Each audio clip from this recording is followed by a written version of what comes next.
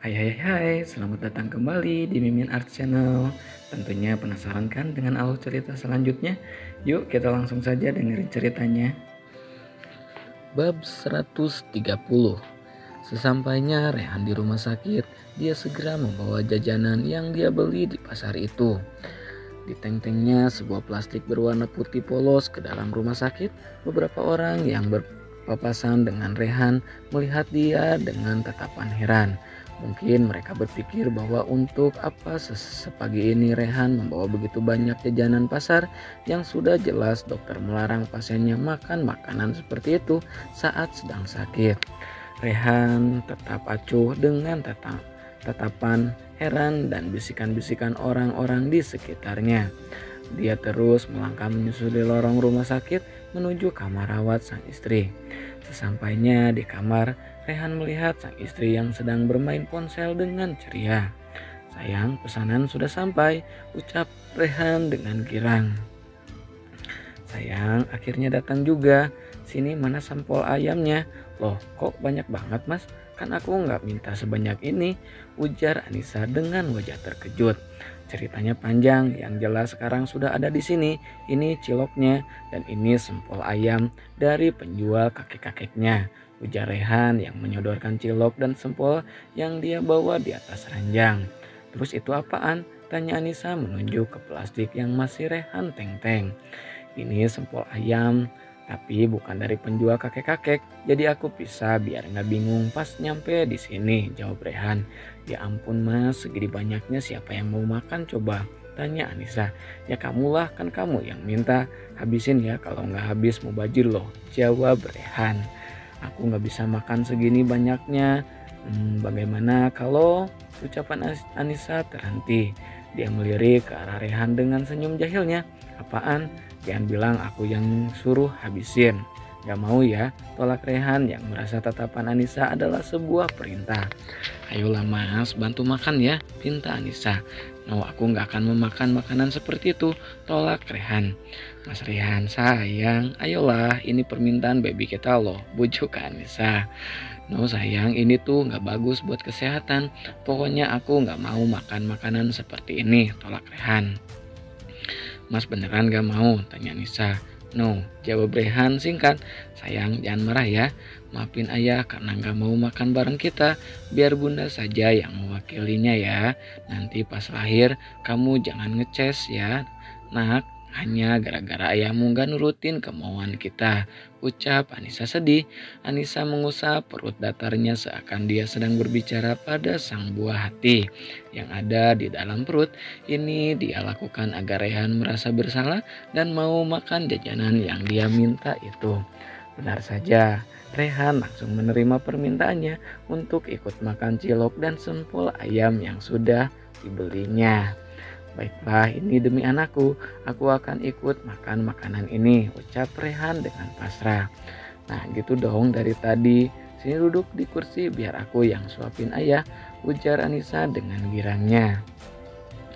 Rehan menuruti permintaan sang istri untuk duduk di kursi yang ada di samping ranjang, sedangkan Anissa membuka bungkus cilok dan mengambilnya dengan sebuah tusukan yang memang disediakan oleh sang penjual.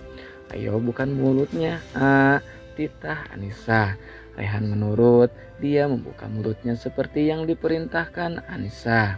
Anissa menyuapkan satu biji cilok yang dia ambil ke dalam mulut Rehan.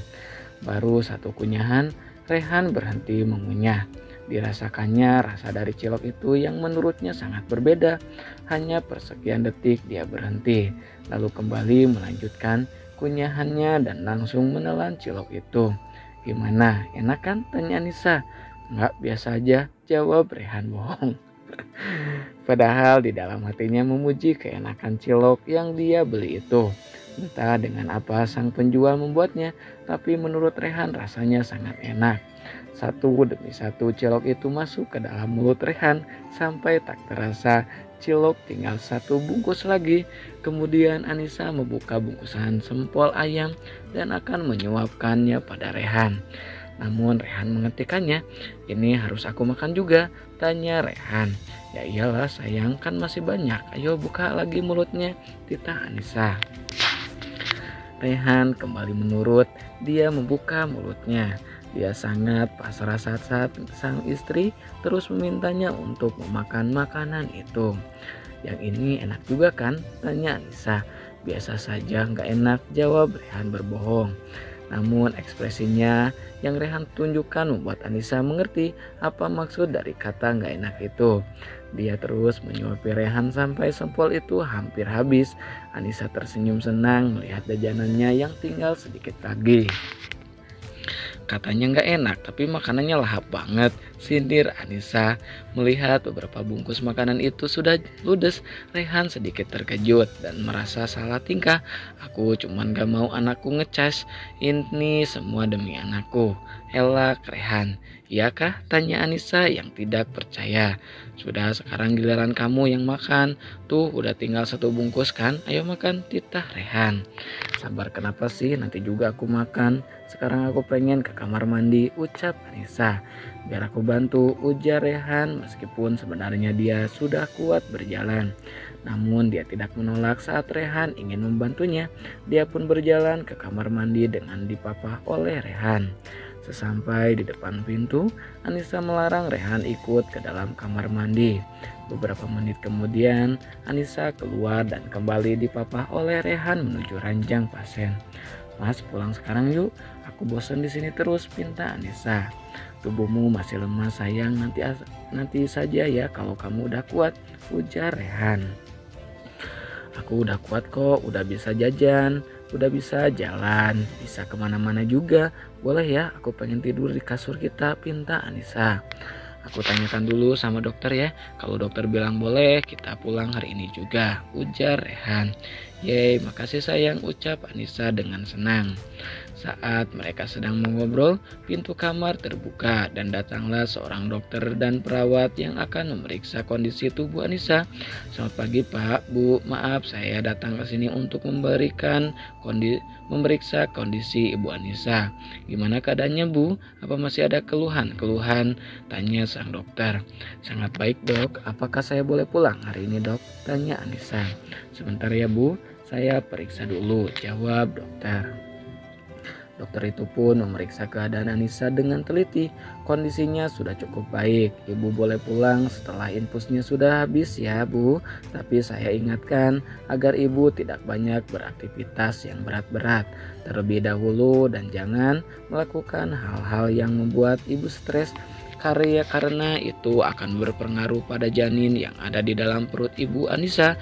Pola makannya juga tetap dijaga ya Bu, agar janinnya mendapatkan nutrisi yang banyak, jelas sang dokter. Dok, istri saya ini sering meminta jajanan yang tidak bergizi seperti cilok ini, apakah saya boleh melarangnya? Tanya Rehan. Itu wajar Pak Rehan karena saat ini Ibu Anissa sedang mengalami masa nyingidamnya. Jadi turutin saja apa yang dia mau selagi itu tidak membahayakan untuk ibu dan janinnya, jawab sang dokter. Sepertinya ini anak pertama ibu dan bapak ya, tanya dokter. Benar dok, ini anak pertama kami, jawab Anissa. Pantas saja kalian masih kurang paham. Begini saja, saya akan memberikan kontak salah satu dokter kandungan agar ibu ataupun bapak bisa berkonsultasi pada beliau tentang seputar kehamilan. Kalian bisa menanyakan apapun yang ingin kalian tanyakan pada dokter itu. Bagaimana? Ujar sang dokter. Tidak perlu dok, saya sudah punya dokter kandungan yang biasa menangani keluarga saya, tolak Rehan.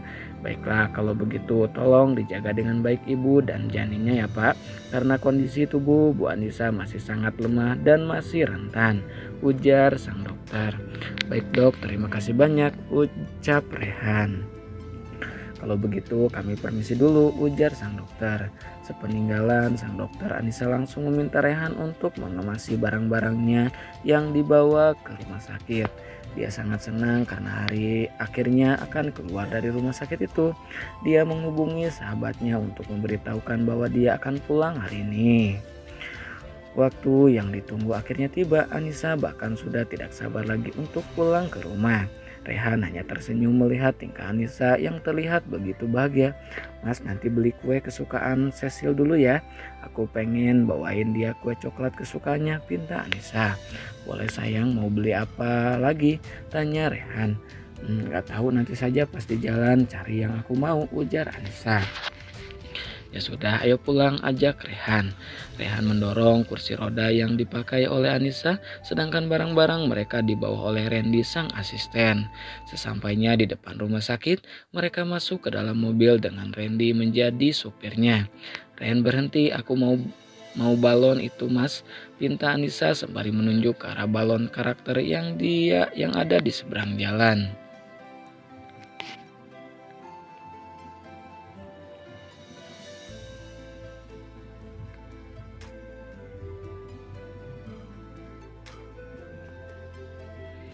Untuk apa balon kayak gitu sayang? Tanya Rehan. Buat dipajang di kamar kan lucu mas, boleh ya? Pinta Anissa. Ren, beli semua balon itu, titah Rehan. Baik tuan, ucap Randy.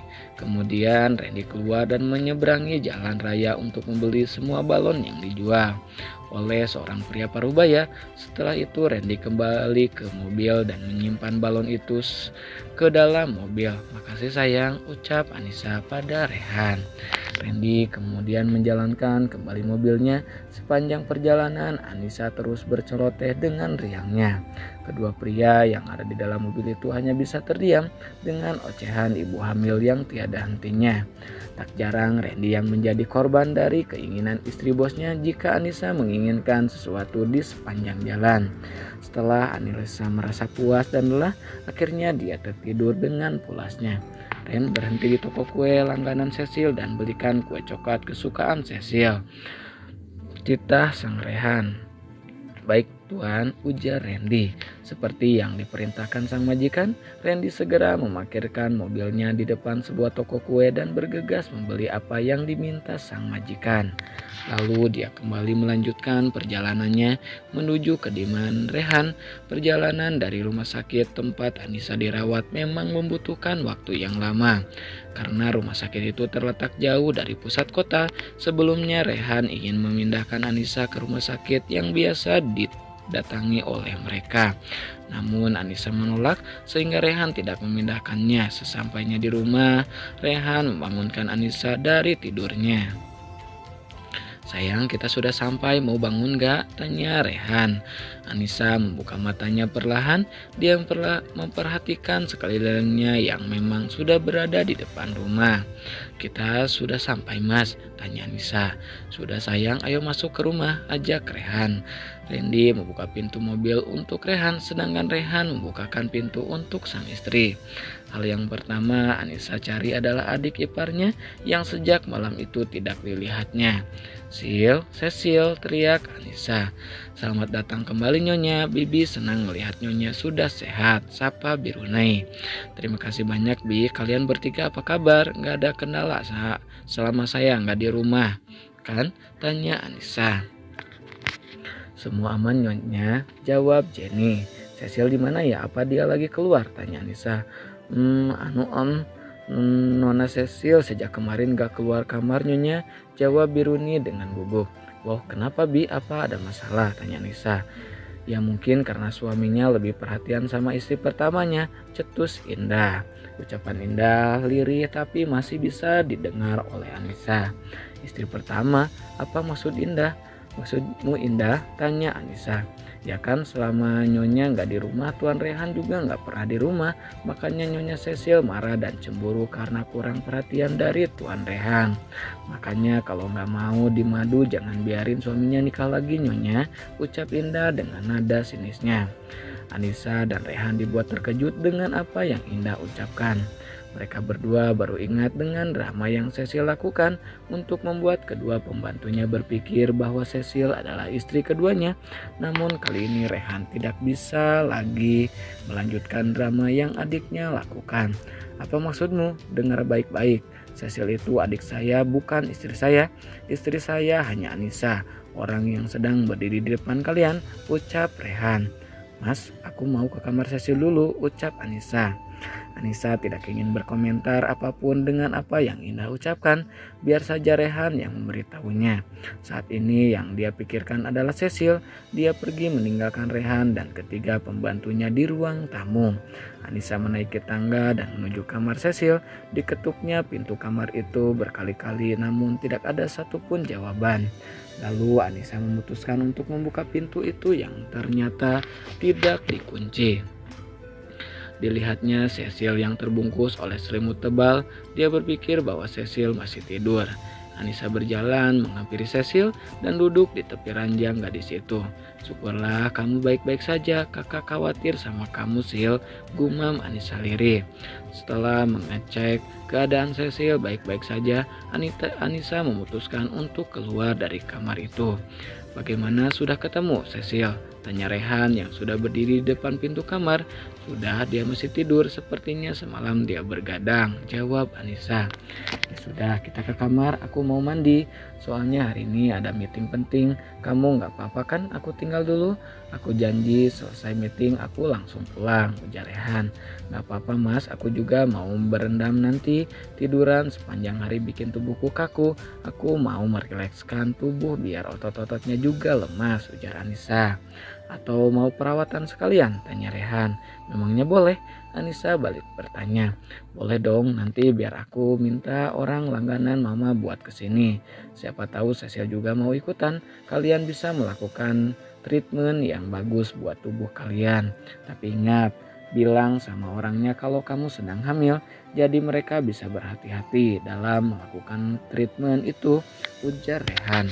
Makasih banyak suamiku, ucap Anissa sembari memeluk tubuh Rehan. Sama-sama sayang, ya sudah aku mau mandi dulu. Kamu tetap di kamar dan jangan kemana-mana, kata Rehan. Siap ayah, ujar Anissa. Mereka berdua masuk ke kamar bersama-sama. Lalu Rehan bergegas masuk ke kamar mandi untuk melakukan ritual mandinya. Sedangkan Anissa duduk bersender di atas ranjang dengan memainkan ponselnya. Nah segitu dulu ya bab 130-nya. Makasih banyak buat kakak-kakak yang selalu stay tune. Jangan lupa di like, di subscribe juga ya. Sebelumnya mohon maaf ya. Kayaknya di hari Minggu aku izin dulu. Di hari malam minggu dan minggu ya aku izin dulu, kayaknya masih belum bisa update ya untuk ceritanya kakak ya, soalnya ada kesibukan. Insya Allah nanti kalau lagi luang ya di hari Sabtu dan Minggu, insya Allah diupdate. Oke kakak, makasih banyak ya buat kakak yang selesai tune. Jangan lupa di like, di subscribe juga ya yang baru bergabung. Pokoknya makasih banyak kakak, bye bye.